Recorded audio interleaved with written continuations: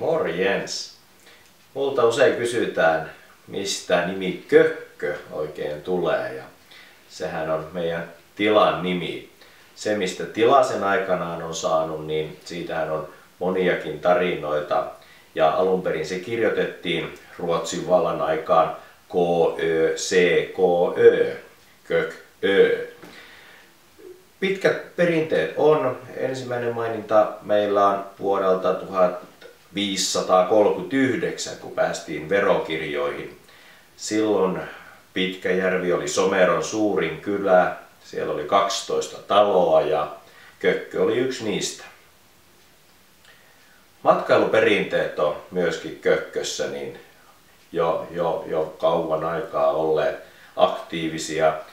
Vuonna 1703 ja siitä aina vuoteen 1776 saakka Kökköllä oli kestikievarioikeus. Ja tässä Hämeen Härkätien varrella kun ollaan, niin silloin olisi varmaan mukavia tarinoita mitä kuulla, kun matkalaiset ovat Turusta Hämeenlinnaan siirtyneet. Isäni on ostanut tämän tilan 1958 ja sen jälkeen täälläkin jo matkailua on taas uudestaan jatkettu. Että 70-luvulla on lomamökkejä rakennettu tuonne Paimiojoen rantaan. Tällä hetkellä niitä on 6 kappaletta ympärivuotisessa käytössä.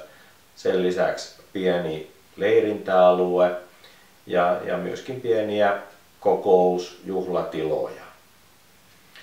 Kökkö maatila on toimiva maatila peltoineen ja metsineen ja tulkaa käymään. Tervetuloa!